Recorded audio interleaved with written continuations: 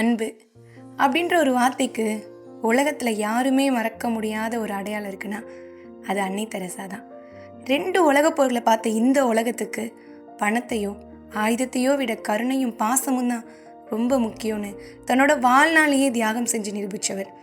இன்றைக்கி நம்ம அன்னை தெரசாவோட பிரம்மாண்டமான ஒரு வாழ்க்கை வரலாற்றை தான் முழுசாக பார்க்க போகிறோம். அன்னை தெரசா 1910 ஆகஸ்ட் 26 இன்றைய மாசிடோனியாவில் இருக்கிற ஸ்கோப்ஜேங்கிற இடத்துல பிறந்தார். இவரோட இயற்பெயர் ஆக்னஸ் கோஞ்சா போஜா ஜியு. 18 வயசில் துறவரம் பூண்டு அயர்லாந்தில் இருக்கிற லெரோட்டா சகோதரிகள் சபையில் இணைஞ்சார். அங்கே ஆங்கிலம் கற்றுக்கிட்ட பிறகு 1929 ஆசிரியராக பணியாற்ற இந்தியாவுக்கு வந்தார். டார்ஜிலிங் மற்றும் கொல்கத்தாவில் இருக்கிற பள்ளிகளில் பல வருஷம் ஆசிரியராக வேலை பார்த்தார். ஆனால் கொல்கத்தா தெருக்களில் வறுமையில் வர்ற ஏழை மக்களையும் தொழு நோயாளிகளையும் பார்த்தப்போ அவரோட மனசு ரொம்பவே கலங்குச்சு. 1946 ஒரு நாள் ரயிலில் பயணம் செய்யும்போது ஏழை மக்களுக்கு சேவை செய் அப்படின்னு ஒரு கடவுள்கிட்ட இருந்து தனக்கு ஒரு அழைப்பு வந்ததாக உணர்ந்தார். உடனே ஆசிரியர் வேலையை விட்டுட்டு வெறும் 5 ரூபாயும் கையில் ஒரு சிலுவையும் ஜெப மாலையோட கொல்கத்தாவோட சேரி பகுதிக்குள்ளே இறங்கினார். அன்னை தெரசா கொல்கத்தாவோட சேரி பகுதிகளில் சேவை செய்ய தொடங்கினப்போ அவங்க கிட்ட சொந்தமாக எந்த கட்டிடமும் இல்லை. மரத்தடியில் தான் ஏழை குழந்தைகளுக்கு பாடம் சொல்லி கொடுத்தாங்க.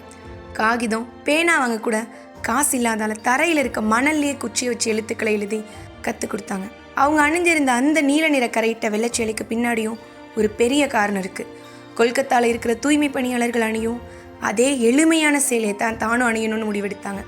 அந்த வெள்ளை நிற தூய்மையும் நீல நிற கரை கன்னி மரியாவையும் குறிப்பதாக இருந்தது. 1950 மிஷனரிஸ் ஆஃப் சேரிட்டி என்ற தொண்டு நிறுவனத்தை தொடங்கினாங்க. தெரு ஓரங்களில் ஆதரவற்று சாகும் தருவாயில் கிடைக்கிற மனிதர்களை கொண்டு வந்து பராமரிக்க நிர்மல் கிருதாய் என்ற இல்லத்தை திறந்தார்.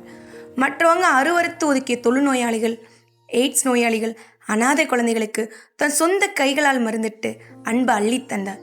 ஒரு முறை ஏழைக்காக நிதி சேகரிக்க ஒரு செல்வந்தர்கிட்ட கையேந்தி நின்றபோது அந்த நபர் கோபப்பட்ட அன்னை தெரசாவோட கைகளை காரி உமிழ்ந்தார். ஆனால் அன்னை தெரசா என்ன செஞ்சான்னு தெரியுமா? அந்த எச்சில தன் கைக்குள்ளே மூடிக்கிட்டு, இது எனக்கு இருக்கட்டும், என் ஏழை மக்களுக்கு ஏதாவது கொடுங்கள் அப்படின்னு புன்னகையோடு கேட்டார். அன்னையோட இந்த அளப்பரிய அன்பை பார்த்து அதிர்ந்து போன அந்த செல்வந்தர் அன்னையோட காலில் விழுந்து கதறி அழுது தன்னிடமிருந்த நிதியை வாரி வழங்கினார். அன்னை தெரசாவோட வாழ்க்கையில் நடந்த ஒரு மறக்க முடியாத சம்பவம் 1982 இஸ்ரேல் மற்றும் பாலஸ்தீனத்திற்கு இடையே கடுமையான போர் நடந்துட்டு இருந்தது. லெபனான் நாட்டில் உள்ள ஒரு மருத்துவமனையில் 37 அனாதை குழந்தைகள் போருக்கு நடுவே சிக்கிக் கொண்டார்கள். யாருமே அங்கே போக பயந்தப்போ அன்னை தெரசா நேரடியாக போர்க்களத்துக்கு சென்றார். இஸ்ரேல் இராணுவத்திடமும் பாலஸ்தீன படைகளிடம் பேசி தற்காலிக போர் நிறுத்தத்தை கொண்டு வந்தார். துப்பாக்கி சத்தங்களுக்கு நடுவே சென்று அந்த 37 குழந்தைகளையும் பத்திரமா காப்பாற்றி வெளியே அழைத்து வந்தார். அதே போல 1979 அவங்களுக்கு நோபல் அமைதி பரிசு அறிவிக்கப்பட்டப்போ நோபல் பரிசு அமைப்பாளர்கள் வழக்கமாக வைக்கிற பிரம்மாண்டமான விருந்து விழாவை அன்னை தெரசா வேண்டாம்னு மறுத்துவிட்டார். அந்த விருந்துக்கு ஆகும் செலவு தொகையான சுமார் $7,000 என்கிட்ட கொடுத்தா அதை வச்சு ஆயிரக்கணக்கான ஏழை மக்களுக்கு ஒருவேளை சாப்பாடு போடுவேன் அப்படின்னு சொன்னார். அவங்க கோரிக்கை ஏற்றுக்கிட்ட அந்த பணம் ஏழைகளின் பசிப்போக்க பயன்படுத்தப்பட்டது. அன்னை தெரசாவின் உலகளாவிய மனிதநேய சேவையை பாராட்டி நோபல் பரிசு மட்டுமின்றி உலக நாடுகளும் அமைப்புகளும் பல உயரிய விருதுகளை வழங்கி பெருமைப்படுத்தின. 1962 ஆசியாவின் உயரிய விருதான ராமன் மகேஷ விருதும் இந்திய அரசின் பத்மஸ்ரீ விருதும் அவருக்கு வழங்கப்பட்டன. தொடர்ந்து 1972 ஜவஹர்லால் நேருவால் சர்வதேச புரிந்துணர்வு விருதையும் 1980 இந்தியாவின் மிக உயரிய குடிமக்கள் விருதான பாரத ரத்ன விருதையும் பெற்றார். மேலும் பிரிட்டன் அரசியால் வழங்கப்பட்ட ஆர்டர் ஆஃப் மெரிட் 1983 அமெரிக்காவின் அதிபர் சுதந்திர பதக்கம் 1985 மற்றும் காந்தி அமைதி பரிசு 1995 போன்ற பல உயரிய விருதுகள் அவரை தேடி வந்தன. அவரது மறைவுக்கு பிறகு 2016 கத்தோலிக்கா திருச்சபையால் அவருக்கு புனிதர் பட்டமும் வழங்கப்பட்டது.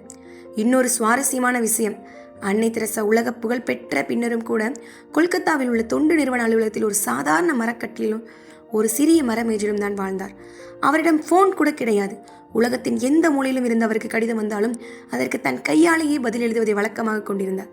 இன்றைக்கு அன்னை தெரசா உருவாக்கிய மிஷனரிஸ் ஆஃப் சேரிட்டி அமைப்பு உலக அளவில் 130க்கும் மேற்பட்ட நாடுகளில் 4500க்கும் மேற்பட்ட கன்னியாஸ்திரிகளுடன் இயங்கி வருகிறது. ஆயிரக்கணக்கான அநாதை இல்லங்கள், முதியோர் இல்லங்கள் மற்றும் மருத்துவமனைகள் மூலமாக அன்னையின் அன்பு சேவை இன்றைக்கும் தொடர்ந்து கொண்டே இருக்கிறது. உங்களை தேடி வருகிற ஒவ்வொருவரும் உங்களை விட்டு செல்லும்போது மேலும் மகிழ்ச்சியாகவும் அன்பாகவும் செல்ல வேண்டும் என்ற அன்னையின் பொன்மொழியோடு இந்த வீடியோவை முடித்துக்கொள்கிறேன். நன்றி.